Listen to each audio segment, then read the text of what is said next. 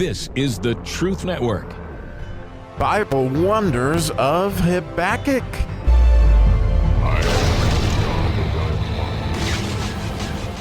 How fun we get to dig around today in the 7th of the Zayin Verse of the first chapter of Habakkuk. And oh goodness, the letter Zayin means to reflect.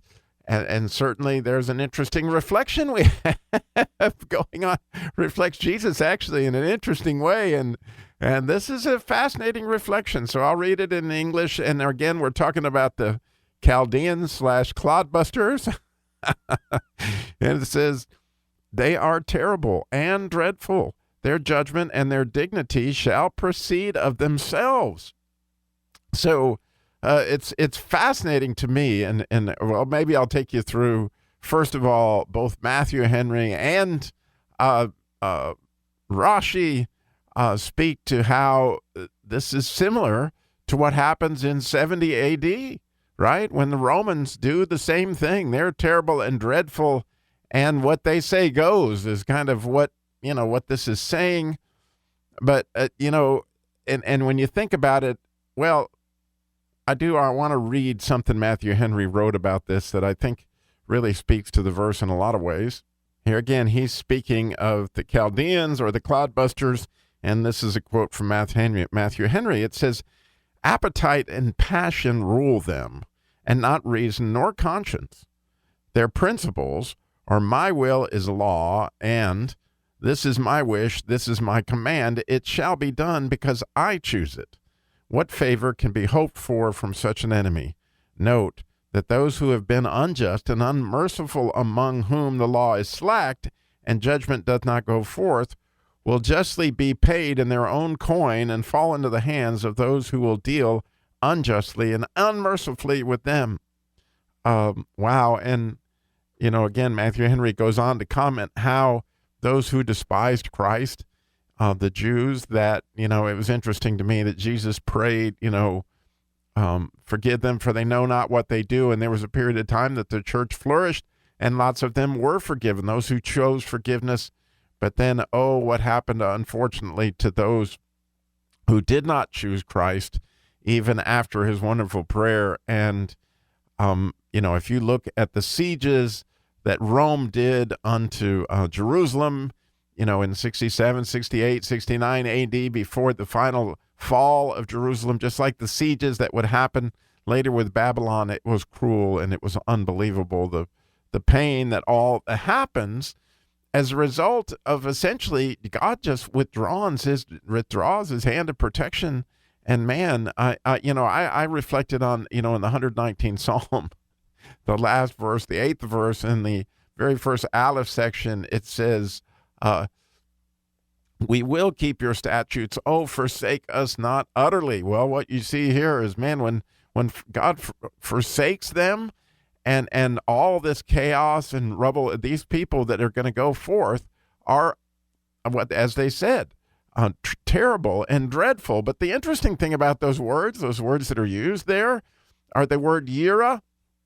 Has to do with the fear of the Lord. That's who you're supposed to be afraid of, and they should have been afraid of long before this. And then the other word that is described as terrible is the very word that Jesus used in the Song of Solomon, or the beloved uses for his bride.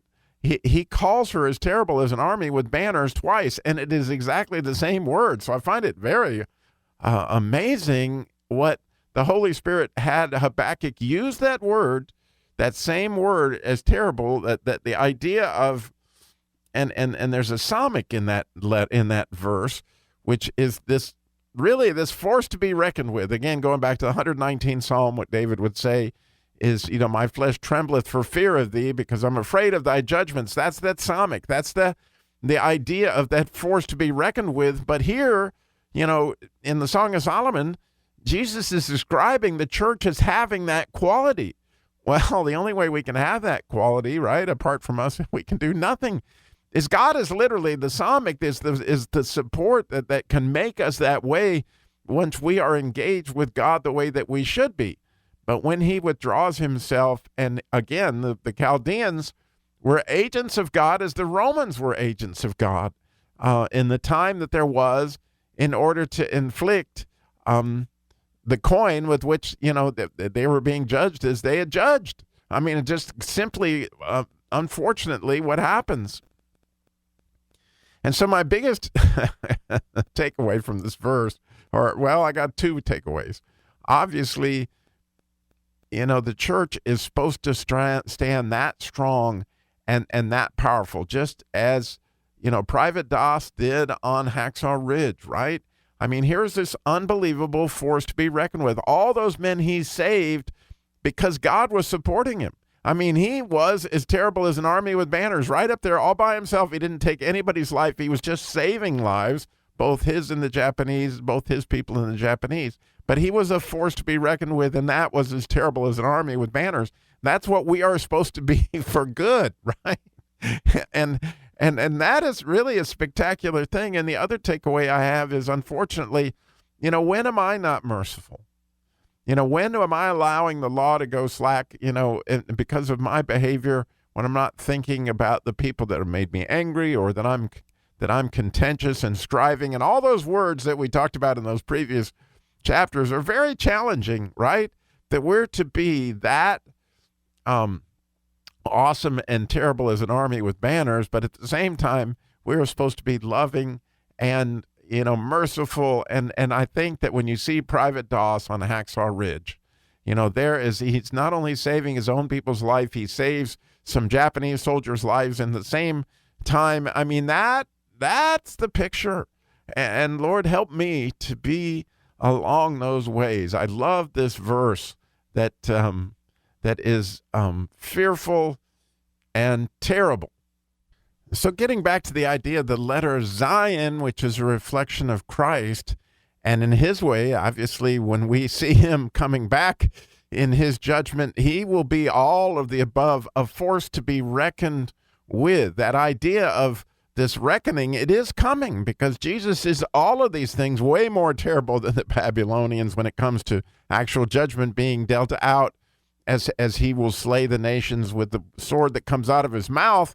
And interestingly, as we reflect Christ, in some ways, we're supposed to have that same force to be reckoned with. And so it's an amazing thing as we think about the letter Zayin, and how can we reflect Christ in both this idea of a force to be reckoned with, but at the same time in mercy and love. Thanks for listening.